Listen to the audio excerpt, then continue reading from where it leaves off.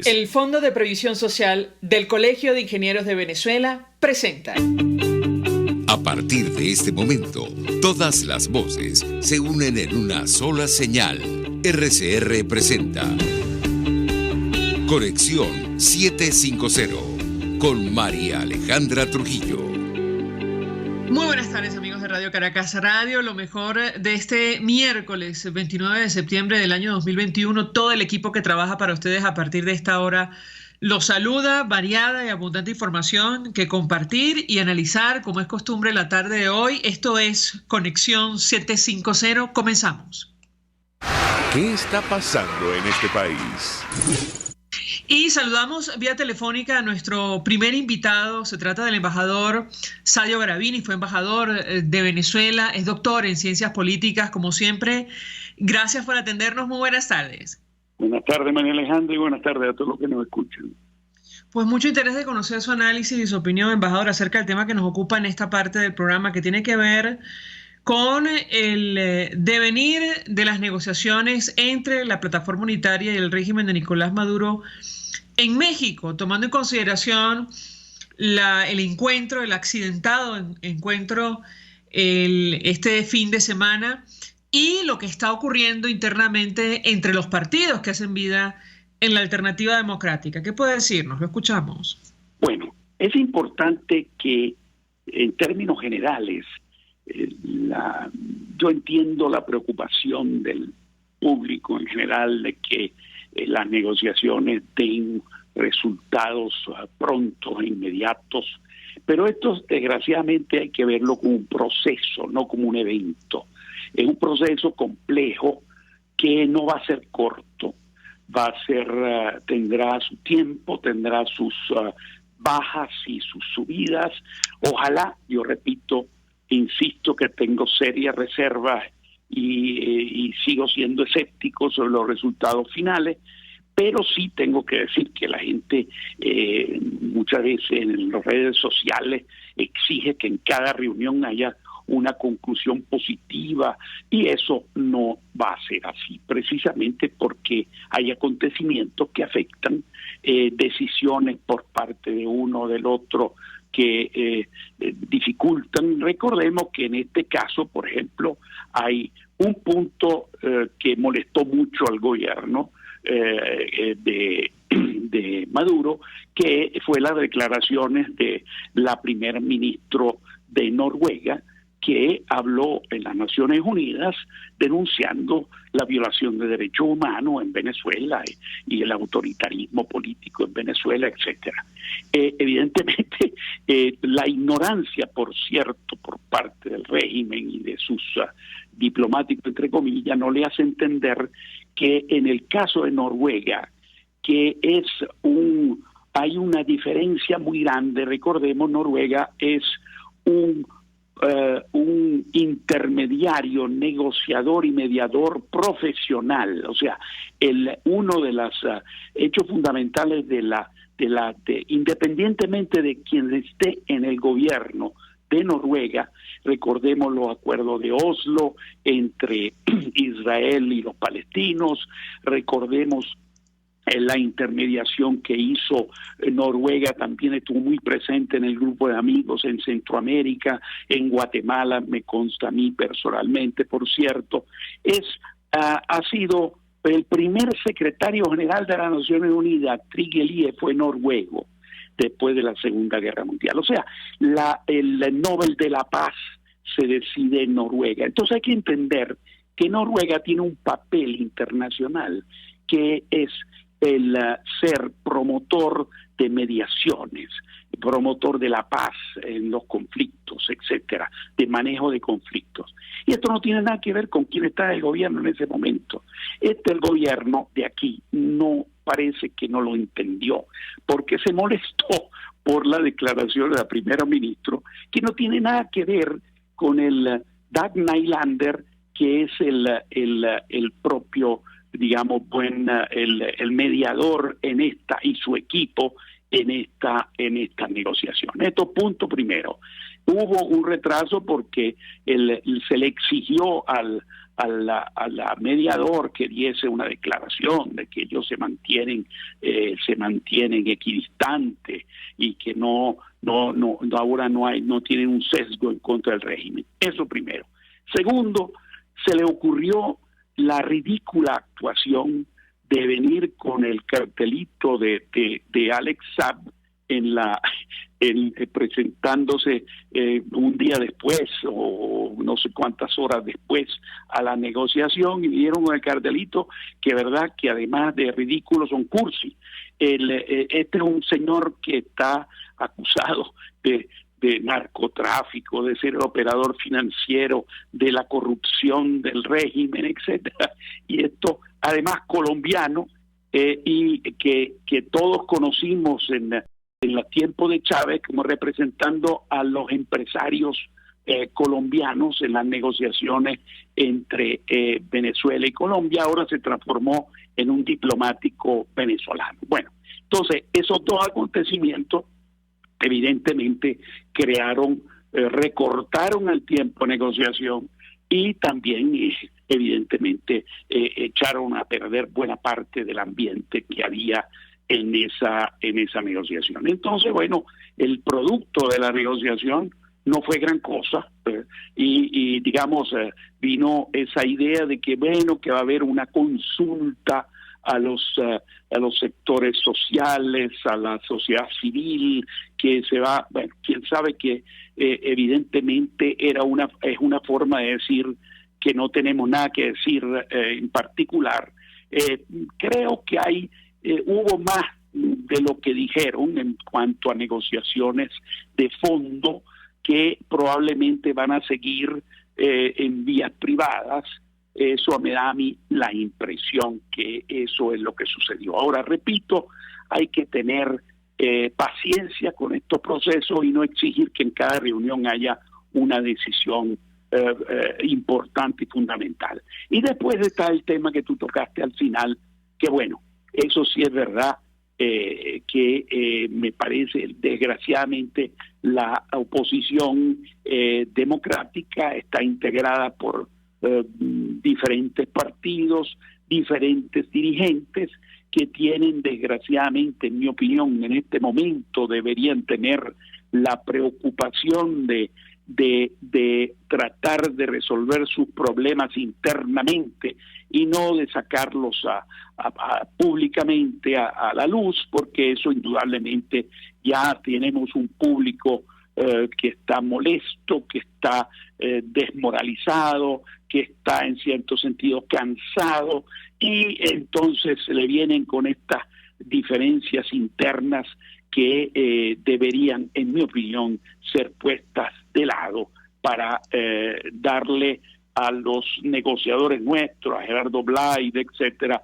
que se preocupen de verdad de las cosas que tienen que negociar y no estar molestos o problematizados por los debates internos de la oposición. Desgraciadamente, repito, la oposición está integrada, a diferencia de la época gloriosa del año 58, cuando había 3 líderes y 3 grandes partidos, y entonces se ponían de acuerdo, conversaban, como fue el famoso almuerzo en Nueva York, en el Athletic Club de Nueva York, entre Jovito, Caldera y Betancourt, y ahí se resolvían las primeras cuestiones que terminaron después en el acuerdo de punto fijo. Bueno, eso ahora desgraciadamente hay demasiados, ojalá hubiese menos, pero eso, como hay demasiado, hay muchos que están involucrados, las cosas son más complicadas. Pero es que además, embajador, la paciencia de la comunidad internacional no es infinita, y yo le pediría un comentario acerca del impacto que este tipo de desencuentros puede tener en la práctica para la transición a la democracia, o una posible transición a la democracia de nuestro país. ¿Qué opina usted? Bueno, efectivamente, estas cosas no afectan positivamente a la relación con la comunidad internacional, que le encantaría tener una oposición unida, clara, definida, y evidentemente no ayudan, pero tampoco tenemos que exagerar el efecto, porque la comunidad internacional está preocupada por el desastre interno venezolano, que implica que hay 6 millones de venezolanos que están por el mundo afectando al continente, al hemisferio sur primero, pero también ahora están llegando a Estados Unidos, pasando por toda Centroamérica, ni hablar de lo que también en Europa sabemos el número de nuestros connacionales, etcétera. O sea, que están preocupados por el efecto en la criminalidad organizada, en la violencia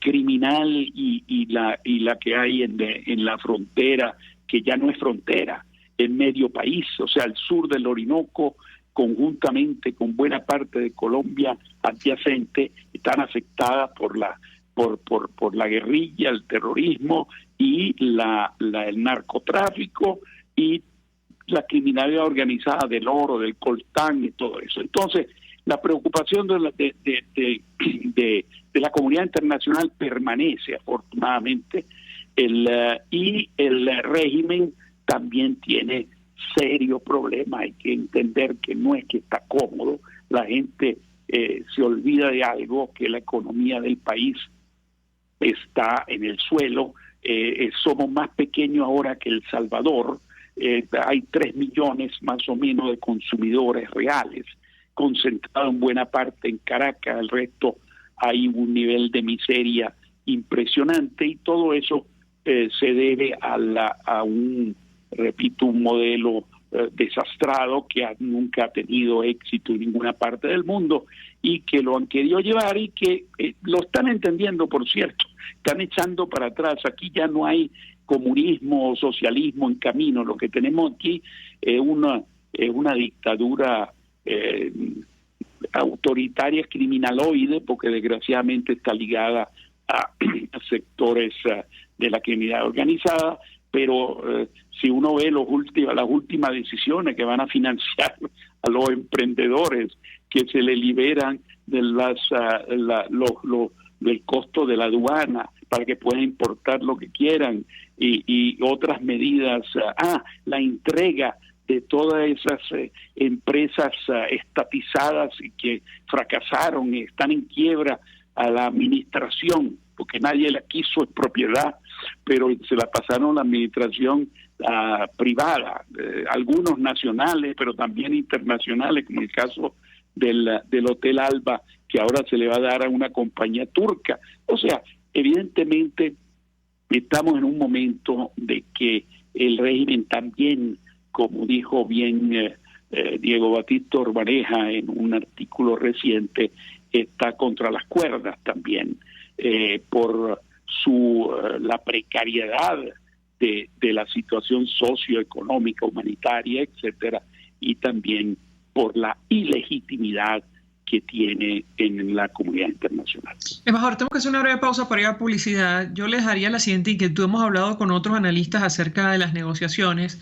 y algunos encuentran grandes similitudes al proceso de paz colombiano, incluyendo la presencia de la guerrilla, usted lo mencionaba, o a un grupo que tiene, digamos, afinidad con la guerrilla, el negociador, el funcionario de Noruega, el jefe del equipo diplomático Dag Nylander, también tuvo un papel en ese proceso de paz, y ni hablar de Cuba. Entonces yo le pediría un comentario sobre este tema. Algunos aseguran que estamos ante una repetición de esa iniciativa. No sé si usted comparte o no el análisis. Y por otra parte está la intención abierta del régimen venezolano de utilizar cualquier tipo de excusa para abandonar esa negociación. Le ruego permanezca unos minutos más.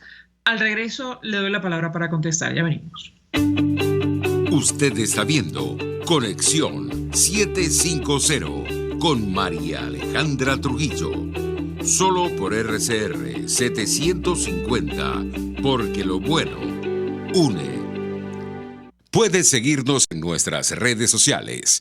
En Twitter, @RCR750, la radio que se ve. Mensaje del ingeniero José Peraza, tesorero del FONPRES CIB. Estimado colega ingeniero arquitecto y profesional afín, el Colegio de Ingenieros de Venezuela y el Fondo de Previsión Social, preocupado por la salud de tu familia, ha diseñado un sistema de salud integral que coloca a tu disposición y que contiene asistencia primaria de salud, ambulancia, hospitalización, cirugía, oftalmología, dermatología, fisioterapia, psicología, odontología, farmacia y funerario. Para mayor información, visítanos a nuestros portales cib.net.be, fonprescib.net.be, Colegio de Ingenieros de Venezuela, construyendo futuro. Mis amigos, quiero hablarles de Dilab Biodiagnóstica, un nuevo laboratorio clínico con un concepto original. Además de estar dotado con los equipos de la más reciente tecnología y el personal de más alta calificación, Dilab Biodiagnóstica te ofrece ambiente y trato amables y los precios más económicos en todos tus exámenes de laboratorio. Pide tu cita en el 0212-945-5788. Dilab Biodiagnóstica. Precisión y confianza en laboratorio clínico.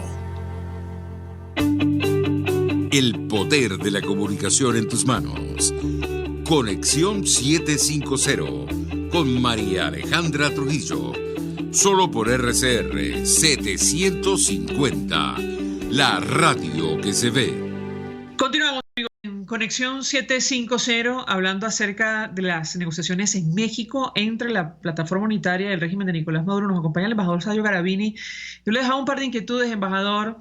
Insisto, algunos comparan lo que está ocurriendo en México con el proceso de paz colombiano porque los actores se repiten. Yo le pedí un comentario si usted opina lo mismo y si podemos esperar resultados similares. Por lo tanto, eso en primer lugar. Y cómo interpreta usted, bueno, las excusas que ha utilizado el régimen de Nicolás Maduro para tratar de abandonar esta iniciativa que pasan, usted mencionaba, por el tema de Alex Saab, el tema de la reacción ante las declaraciones de la primera ministra de Noruega y la primera petición que hicieron de retirar de estas negociaciones al embajador Carlos Vecchio. ¿Qué puede decirnos? Lo escuchamos. Bueno, sobre la primera pregunta, yo no estoy muy de acuerdo. En relación, el proceso de paz en Colombia era para suspender la violencia, la guerra civil. O sea, recordemos que había un conflicto armado que duraba de hace décadas y el objetivo era lograr un final de la acción armada y una reintegración de los miembros de la guerrilla que habían sido golpeados fuertemente en los últimos años. Recordemos que el proceso de paz viene después de que el Plan Colombia los había golpeado fuertemente a la acción militar de la guerrilla colombiana, que bajó de varias decenas de miles de hombres creo que el momento de la negociación ya tenían alrededor de 15.000, 14.000, divididos en diferentes frentes, etcétera. Entonces, el objetivo es totalmente distinto. Allí estaba involucrado un problema que había creado centenares de miles de muertos. Si empezamos a calcular los muertos de la violencia desde los años 60 para acá. Recordemos que el proceso de la guerrilla empezó en los años 60 y antes había habido la violencia de los años 50, pero a partir, digamos, de las guerrillas marxistas, de la FARC, etcétera, eran décadas de violencia y de acciones militares que tuvo todo eso. Entonces, el objetivo era totalmente distinto, era llevar a que esto entregaran las armas y que se integraran al sistema político colombiano y en eso se logró parcialmente, porque sabemos que la famosa sector FARC disidentes y el ELN quedaron fuera de ese acuerdo. Las FARC disidentes muy probablemente son las que más involucradas están, yo diría probablemente no es así, están más involucradas en el narcotráfico y que se han mantenido, han querido soltar esa parte el negocio. Recuerda que es muy difícil decirle a una gente que está acostumbrada. Yo me acuerdo que cuando se decía que un guerrillero, un soldado simple, se le ganaba $5,000 mensuales, se le asignaba $5,000 mensuales de la ganancia del narcotráfico. Yo quiero saber cómo integrar a una economía normal ese señor que ni sabe leer ni sabe escribir, pero sabe disparar, sabe matar, ha estado 10 años trabajando en eso, y decirle, bueno, ahora usted vaya a ser campesino o vaya a ser obrero, porque lo único que puede hacer es eso. ¿Y cómo va a ganar $5,000? Bueno, eso es simplemente un ejemplo de lo complicado que es reintegrar una guerrilla narcotraficada a la vida económica normal. Entonces quedaron fuera el ELN y la FARC disidente, que son, por cierto, los más cercanos al régimen venezolano. Pero, repito, el hecho de decir que el mismo Dag Nylander estuvo involucrado allí y acá, que Noruega estaba involucrada allí y acá, bueno, eso le repito todo lo que dije al comienzo.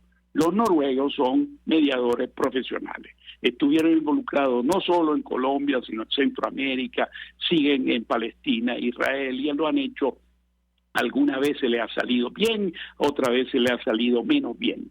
Pero eso es un trabajo profesional. Eso cuando a mí me viene a decir que Noruega está aquí por los intereses de la Statoil, eso es una solemne estupidez. Yo creo que eso deberían descartarlo. Los noruegos son gente seria, y en cuanto quieren hacer mediadores, tratan de hacerlo bien. Ahora, otra cosa que les resulte, porque el mediador puede hacer todo lo que quiera, pero en el fondo son las partes las que tienen que al final ponerse de acuerdo.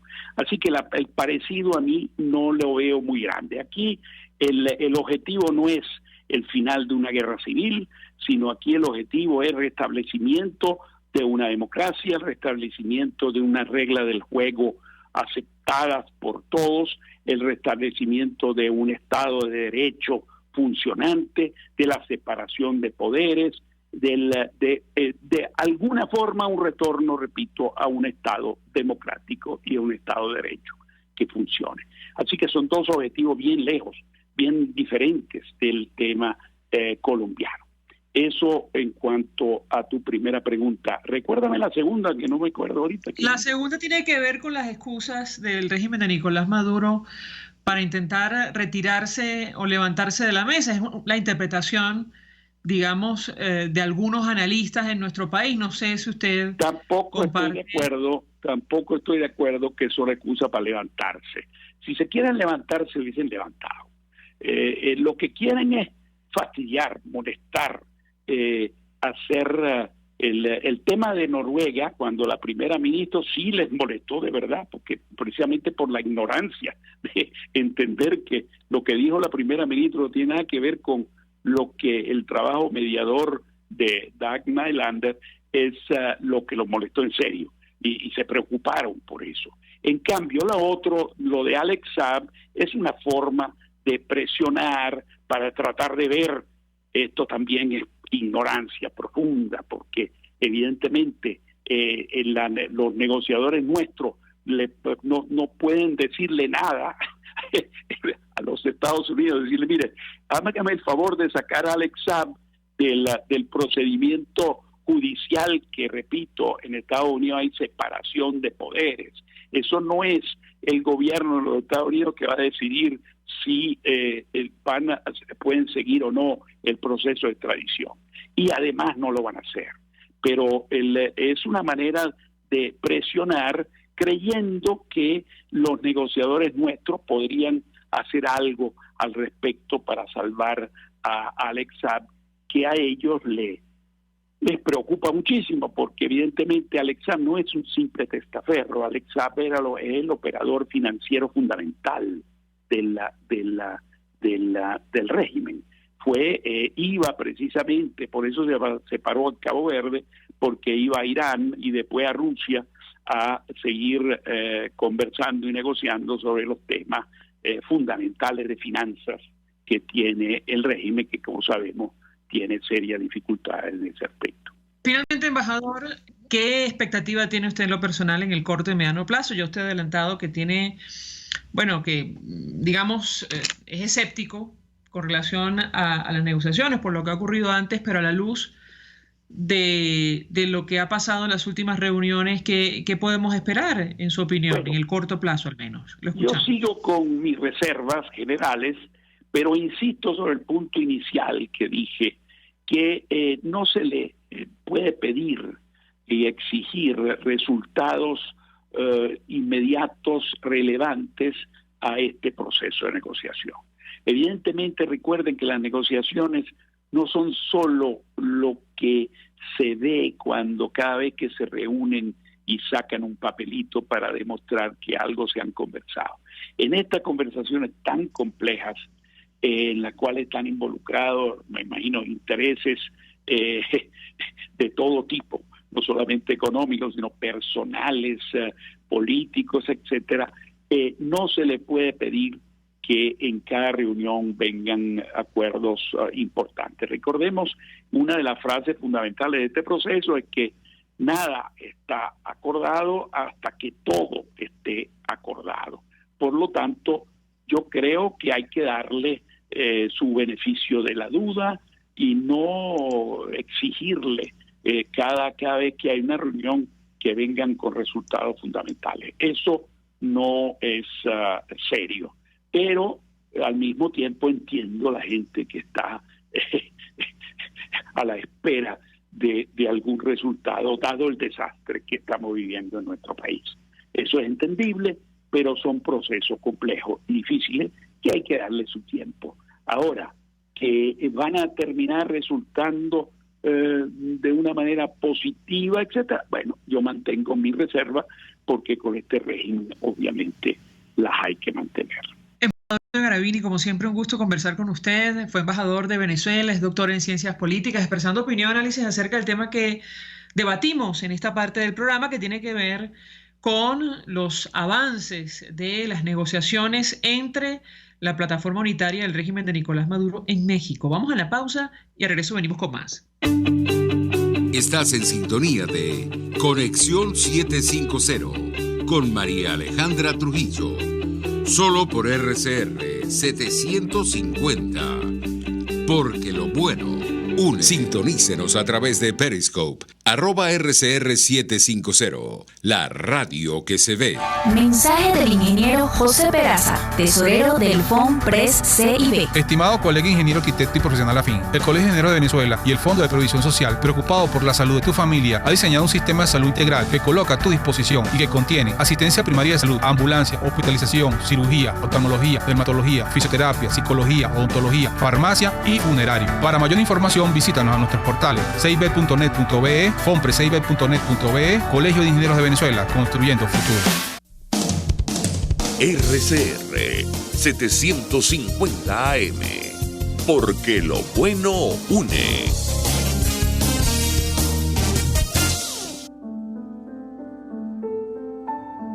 La Academia de Ciencias Físicas, Matemáticas y Naturales presenta El progreso tiene su ciencia. Hoy presentamos el maestro José Vicente Scorza. No quiero verme el ombligo. Quiero una actividad científica consona con la realidad. Eso creía José Vicente Scorza, quien dedicó su vida al estudio de enfermedades como la leishmaniasis y el mal de Chagas, y se convirtió en una figura central de la investigación y la docencia en medicina tropical en Venezuela. Nació en 1924 en Caracas. Estudió en el Instituto Pedagógico Nacional, de donde egresó con el título de Profesor de Biología y Química en el año 1945.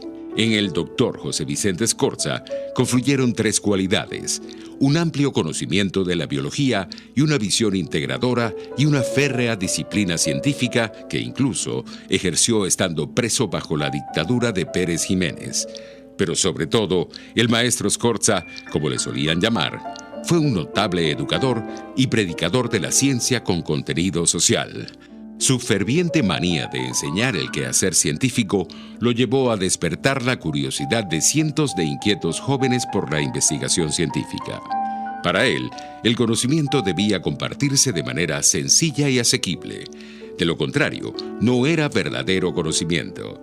El Dr. Scorza fue fundador y decano de la Facultad de Ciencias de la Universidad Central de Venezuela y decano de la Facultad de Ciencias de la Universidad de los Andes. Fundó también centros de investigación en los estados andinos de Mérida y Trujillo, a los que entregó la mayor parte de su vida. El maestro Scorza falleció el 18 de agosto de 2016 en la ciudad de Mérida, dejando un invalorable legado de sabiduría a las nuevas y futuras generaciones. El progreso tiene su ciencia. La Academia de Ciencias Físicas, Matemáticas y Naturales presentó El progreso tiene su ciencia. RCR 750 AM. Porque lo bueno une.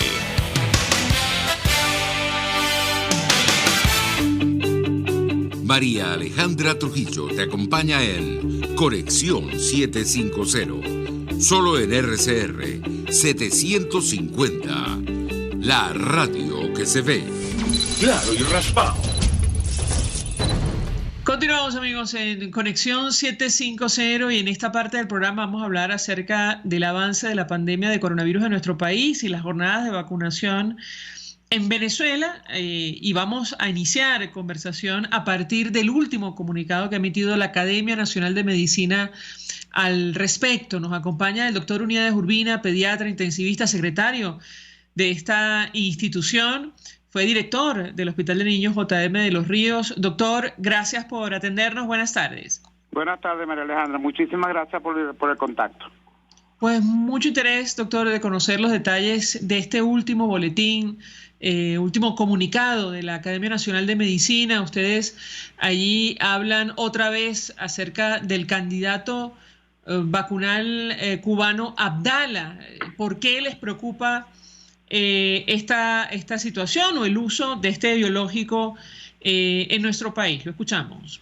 Sí, nos sigue preocupando y hacemos el alerta a la opinión pública porque, como tú bien dijiste y nosotros ratificamos, sigue siendo un candidato vacunal, es decir, no es una vacuna, no tiene aprobación por la Organización Mundial de la Salud, que es el ente rector, evidentemente, a nivel universal de lo que se debe y lo que no se debe consumir o hacer para la población, y todavía el candidato Abdala no tiene aprobación ni para adultos y mucho menos para niños. Entonces nos preocupa que ya hace unos meses llegaron como 30,000 dosis que al final no supimos si las pusieron completas o no, si se le explicó a la gente que era un ensayo clínico o no, e incluso en Cuba el Instituto Finlay, que es el que hace las vacunas en Cuba, por supuesto, dice que su vacuna es buena. Nadie lo pone en duda, pero como aún no han publicado ningún tipo de información de la fase 1, 2 y 3, sigue estando en la misma Cuba en fase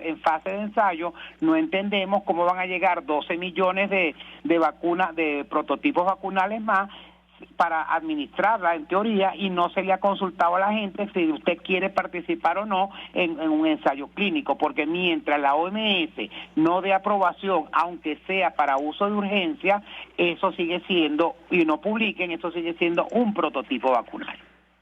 Pero es que además, hace algunas semanas se mencionó la posibilidad de utilizar o incluso otros biológicos en las jornadas de vacunación de niños y jóvenes en nuestro país, ¿correcto, doctor? Sí, señor, tal cual, y también hicimos un llamado de alerta. Evidentemente, cada país es autónomo para tomar la decisión, pero por lo menos basado en estudios clínicos que se hagan en ese país. Por lo menos Buenos Aires, en Argentina, están haciendo trabajo con las vacunas chinas, inclusive con 1/3 de la concentración que tienen para adultos, y entonces ellos decidieron que se les va a poder poner a los niños de Argentina a partir de los 6 años, pero con estudios propios desde el país. Aquí en Venezuela no tenemos conocimiento de ningún estudio, por lo tanto nos preocupa mucho que alegremente se diga que va a vacunar a los niños a partir de los 3 años de edad, cuando en ningún lugar del mundo, en ninguno se está vacunando a partir de los 3 años.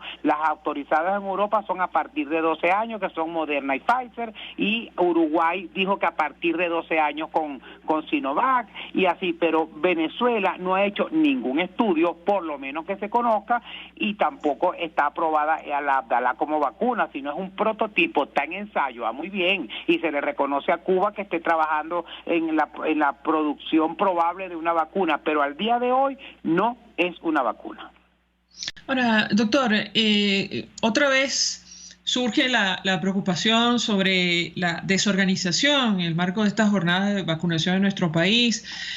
Todavía hay adultos mayores esperando por la segunda dosis del biológico Sputnik V y ya se anuncia la inmunización de niños entre 3 y 18 años en Venezuela a partir de octubre, es decir, en breve. ¿Qué puede decirnos sobre este tema? Lo escuchamos. Sí, estamos exigiéndole al gobierno nacional que además nos informe sobre qué base está decidiendo vacunar a partir de los 3 años de edad, qué tipo, si es la misma vacuna que se le puso a los escasos 500 o 600 mil personas, porque como le digo, los estudios que se están haciendo en muchos países lo están haciendo con una concentración menor del antígeno de la vacuna para niños, como ha pasado con todas las vacunas. Usted consigue una vacuna de hepatitis, por ejemplo, de adultos, no es igual a la vacuna de hepatitis para niños. La concentración de difteria y de tétano para adultos no es igual que la de los niños. Entonces, estamos exigiendo al ministerio que diga con base a qué estudio van a decidir y qué vacuna se le va a poner, porque es muy alegre decir, vamos a vacunar a ese muchachero tal y cual, palabras textuales del presidente Maduro, pero no ha dicho con qué vacuna, si es distinta a la que se está utilizando y qué estudios se han hecho, por lo menos en Venezuela, o si se están basando en estudios que están haciendo en otros países para tomar esa decisión. Pero igual nos sigue preocupando, María Alejandra, que a la fecha del viernes 25 de octubre, cada viernes la Oficina Panamericana de la Salud, lo que la gente conoce como OPS, actualiza su página y seguimos estando con 14.88% de la población venezolana vacunada. Eso equivale a 4.166.400 personas y somos 28 millones de personas. Esto lo traigo a colación a propósito de los anuncios de que se van a iniciar las clases y vemos que no están ni siquiera vacunados, como tú bien dices, ni los adultos mayores que ya les pasó 4 meses de la primera dosis de Sputnik. Todavía no se ha terminado de vacunar al personal de salud en un 100%. Y entonces, y los profesores y obreros y empleados de las escuelas, liceos y universidades, vamos a exponer a los niños que no hemos vacunado a una población que tampoco está vacunada. Entonces, todo eso puntos nos preocupan desde las academias. Doctor, es curioso que mencione el tema de los datos, que tomando en consideración el manejo que se hace en nuestro país de la información oficial, porque esto que usted comparte con nosotros, que es, digamos, la información que maneja la OPS, contrasta abiertamente con un tuit publicado ayer por el ministro de Comunicación del régimen de Nicolás Maduro, Freddy Yáñez. Él advertía que han inmunizado a casi 6 millones de venezolanos con ambas dosis, lo cual representa, según él, 27% de la población, mientras que con una dosis han logrado vacunar a casi 10 millones de ciudadanos, lo que equivale a 43,9% de la población. ¿Cómo digerir estas cifras, doctor? Lo escuchamos.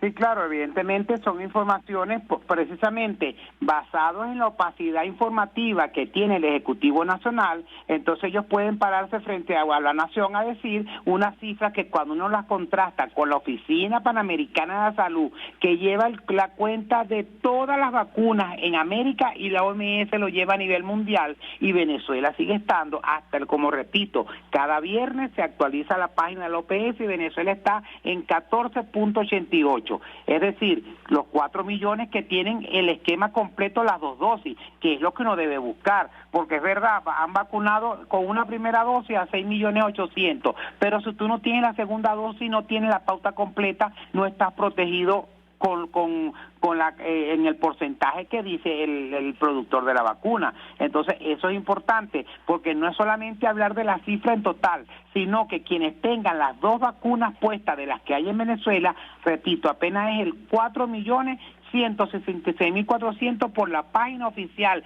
que por lo menos es algo oficial de la Oficina Panamericana de la Salud. Uno trata de buscar esta información en el Ministerio Popular y no está, solamente lo dicen de palabras, que no es lo mismo lo que te diga lo que usted ve escrito por un ente serio como la OPS. Claro, porque cuando uno ve estas cifras, uno se pregunta, doctor, ¿en qué momento llegaron más de 10 millones de dosis de vacunas contra el coronavirus a nuestro país? Así mismo, y en estos 6 meses que se lleva vacunando en Venezuela, que no masivamente, se está vacunando más o menos como a 50.000 personas diarias, y para poder llegar a lo que dice el mismo ministerio, en la inmunidad de rebaño, el 70% en el mes de octubre, habría que vacunar al menos 500.000 personas, entre 350.000 a 500.000 personas para llegar a la meta de octubre. Tal vez si la fijan para diciembre, pero habría que vacunar entre 250 a 300.000 personas al día, y se está vacunando a 50.000 personas al día, aunque uno vea mucha gente en la calle, en algunas colas, que al final está la gente desesperada por vacuna, pero el hecho de que esté en la cola no quiere decir que la vacunaron. De hecho, en septiembre, el 7 de septiembre, llegó a Venezuela el primer cargamento de vacunas contra el coronavirus en el marco del mecanismo COVAX, ¿correcto, doctor? Sí, señor, apenas llegó primero 600.000 y después llegó 1 millón. Lo que pasa es que uno escucha 1 millón y es como mucha, pero eso se convierte en 500.000 dosis. Se supone que deben haber comprado primera y segunda dosis, como es el deber ser, no comprar una primera dosis, vacunar a un poco de gente y después empieza la gente, espera 3 meses, espera 4 meses. Mucha gente se ha devuelto a empezar a vacunar desde cero con la vacuna china, entonces se está perdiendo en un país que hay tan poca vacuna por el desespero de las personas, que es entendible. Entonces se está volviendo a vacunar a esas mismas 500, 600.000 personas con la vacuna china. Entonces estamos echando para atrás como el cangrejo en cuanto al número de personas vacunadas. Doctor, si me permite, tenemos que hacer una breve pausa para ir a publicidad. Al regreso quisiera referirme al número de casos, el incremento en el número de casos que registran las cifras oficiales, sin hablar del subregistro. Le ruego permanezca unos minutos más. Al regreso le doy la palabra para contestar. Ya venimos. Escuchamos Conexión 750, solo por RCR 750, la radio que se ve. Puedes seguirnos en nuestras redes sociales, en Twitter, @RCR750, la radio que se ve. Llegó a Caracas el Paraíso Dental. Restauraciones estéticas y de conductos, cirugías, prótesis, ortodoncia, periodoncia y odontopediatría. La doctora Sonrisa, de la mano de Paraíso Dental, llegó para hacer de Caracas la ciudad de las sonrisas más bellas. Estamos ubicados en la Plaza Madariaga de El Paraíso, en el centro comercial Plaza Páez, nivel PO, consultorio Paraíso Dental. Comunícate con nosotros a través del 0212-481-9776, 0424-320-4222 y síguenos en Instagram como @DRA_sonrisadm y @Paraíso Dental. Somos el Paraíso Dental. Mensaje del ingeniero José Peraza, tesorero del FONPRES CIB. Estimado colega ingeniero, arquitecto y profesional afín, el Colegio de Ingenieros de Venezuela y el Fondo de Previsión Social, preocupado por la salud de tu familia, ha diseñado un sistema de salud integral que coloca a tu disposición y que contiene asistencia primaria de salud, ambulancia, hospitalización, cirugía, oftalmología, dermatología, fisioterapia, psicología, odontología, farmacia y funerario. Para mayor información, visítanos a nuestros portales cib.net.be, fonprescib.net.be, Colegio de Ingenieros de Venezuela, construyendo futuro. El poder de la comunicación en tus manos. Conexión 750 con María Alejandra Trujillo. Solo por RCR 750, la radio que se ve. Continuamos, amigos, en Conexión 750, hablando en esta parte del programa acerca del avance de la pandemia de coronavirus en nuestro país, las jornadas de vacunación y el incremento en el número de casos. yo le dejaba una inquietud al doctor Unidades Urbina, que nos acompaña, secretario de la Academia Nacional de Medicinas, con relación a este punto en específico, doctor, porque en esta cadena de tweets que publicaba el ministro de Comunicación del régimen venezolano, daba cuenta de más de 1.400 casos en las últimas 24 horas en Venezuela, 1.458 nuevos contagios, para ser exactos, en las últimas 24 horas en nuestro país. ¿Qué puede decirnos sobre este tema? Lo escuchamos. Sí, realmente es preocupante, recordando que tenemos 5 cepas circulando en Venezuela, de las cuales la Delta es la que está predominando en Venezuela como en el resto del mundo, entendiendo que la cepa Delta es la que más rápidamente se contagia, es la que más rápidamente presenta síntomas. Entonces, cuando estamos hablando de más de 1.200 y en este caso 1.400 casos diarios, evidentemente no se ha controlado la pandemia. Por eso nos preocupa mucho también los anuncios, no solamente de inicio de clases sin población vacunada, sino también de que a lo mejor entre octubre o noviembre van a quitar las restricciones de movilidad y de restricciones de bioseguridad, dejándole solamente al pueblo venezolano, a la ciudadanía, la responsabilidad de protegerse contra el coronavirus, cuando eso tiene que ser una gobernanza entre el Estado venezolano, las autoridades y la sociedad civil. Tú no le puedes decir a la sociedad, bueno, el problema es ustedes se contaminan. Usted tiene que tener un control, que los organismos de seguridad estén pendientes, quienes andan en la calle haciendo concentraciones no deben, en lugares cerrados, la gente sin tapabocas. Ese es un trabajo que debe hacerse concertado y no poner solamente en el lado de la población la responsabilidad, más en estas condiciones, con tan poca población vacunada, con una cepa que es altamente contagiosa. Entonces todo eso nos preocupa, el porvenir que está a la vuelta de la esquina aquí en Venezuela. Que sea una medida populista o por las elecciones, no sabemos, pero lo que sí consideramos es que no es responsable del todo hacer ese tipo de anuncios. Sí entendemos que los niños, sobre todo los pediatras, entendemos que los niños hay una necesidad de que vuelvan a la escuela, pero es volver a la escuela con el menor riesgo posible. Que sí, que hace falta que la economía se active, pero hay formas de activar la economía resguardando la salud del pueblo, porque un pueblo enfermo no va al mercado, un pueblo enfermo no va a comprar nada para Navidad, porque se están ocupando y gastando los pocos dineros que tienen en comprar los insumos. Porque aquí en Venezuela usted se enferma y va a un hospital público y el paciente tiene que pagar, o la familia, el 70% o más de los gastos que incurren en un hospital público, cuando por la Constitución eso debería estar exento de pago por parte de los usuarios.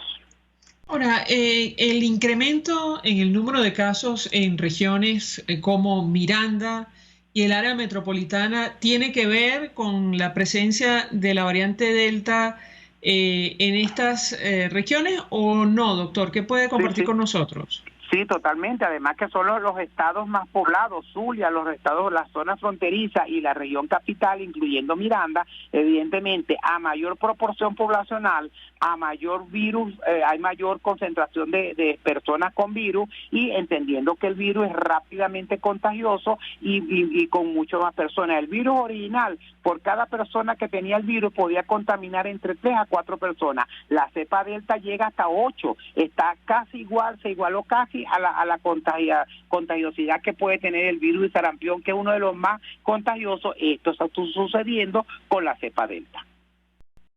Ahora, en una declaración a un medio de comunicación internacional, María Graciela López, infectóloga, decía que hay que extremar las medidas de prevención en nuestro país, porque en otras naciones la presencia de esta variante ya es predominante. El caso concreto de Estados Unidos, de Inglaterra. ¿Qué puede decirnos, doctor? Lo escuchamos. Sí. Totalmente de acuerdo con María Graciela, expresidente de la Sociedad Venezolana de Infectología, porque es así, la que está predominando, la cepa predominante en estos momentos es la cepa Delta. Entonces, ¿qué significa extremar las medidas? Que hay que insistir en la casa y en las escuelas cuando comiencen las clases, porque creo que es inevitable que comiencen, aunque no tenemos las condiciones ideales, en el lavado de manos, distanciamiento físico, explicarle a los niños más pequeños qué significa una burbuja, por qué no van a poder hacer un recreo como lo que hicieron hace 2 años. Los recreos van a ser probablemente dentro del salón o a diferentes horarios para que no se mezclen los niños de un salón con otro. Las horas de salida de la escuela van a tener que ser escalonadas para que no se aglomeren en la salida. Entonces, todo eso es labor de todos nosotros, médicos, ustedes que hacen esta gran labor de difusión, la familia y por supuesto los profesores maestros en las escuelas, insistir en que se debe tener agua, se debe tener jabón. Eso significa baños funcionantes en las escuelas públicas, que es uno de los eternos problemas de Venezuela. Las escuelas privadas nos preocupan menos. Entonces todo eso es extremar las medidas, porque el virus que está predominando inclusive en Venezuela es la cepa delta, que es altamente contagiosa.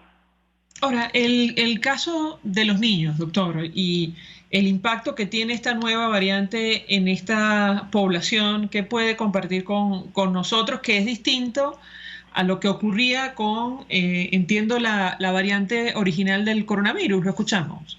Sí, al principio se pensaba que los niños eran casi inmunes, después nos dimos cuenta con todos los estudios que estamos aprendiendo día a día con el coronavirus, que lo que hace la expresión de la enfermedad en los niños era menos severa o es menos severa que en los adultos, pero no por eso están exentos de que puedan complicarse con problemas, sobre todo renales, problemas cardíacos posterior a o durante la enfermedad. Y entonces, al ser altamente contagioso y más del 50% de los niños muchas veces no presentan síntomas porque los protege la proteína a la cual se adhiere el virus, pero sí lo circulan y sí lo pueden transmitir. Entonces, por eso es que si no podemos vacunar por lo pronto, hasta que no sepamos qué vacunas son las indicadas para las diferentes edades pediátricas, nos corresponde al resto que estamos alrededor de esta población infantil de estar vacunados y enseñarles y cumplir los adultos las medidas de bioseguridad.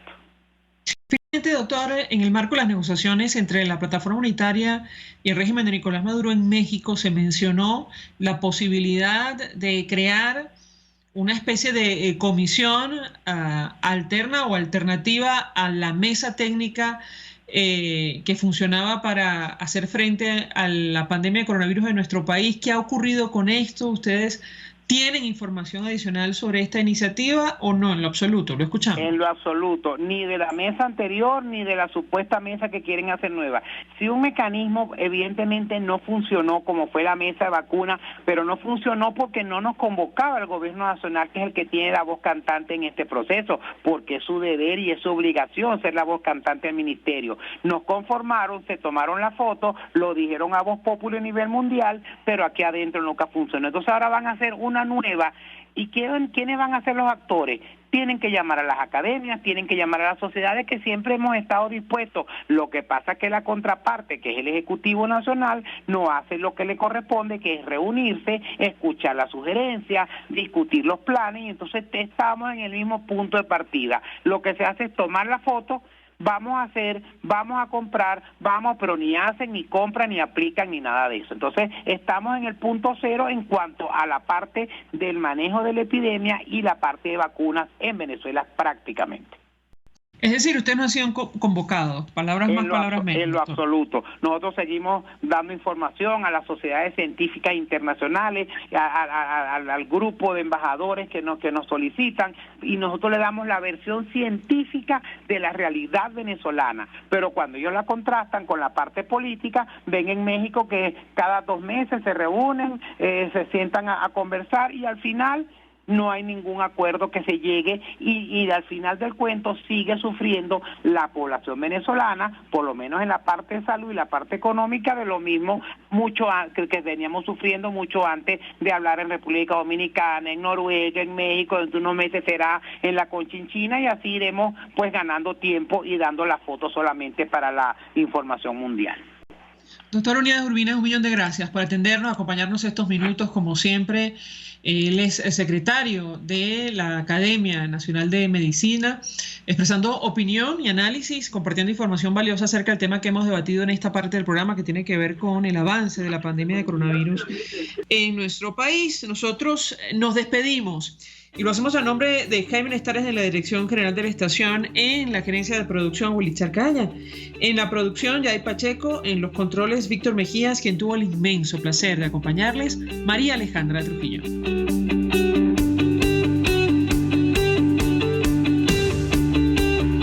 El Fondo de Previsión Social del Colegio de Ingenieros de Venezuela presentó. RCR presentó Conexión 750 con María Alejandra Trujillo. Solo por RCR 750, la radio que se ve.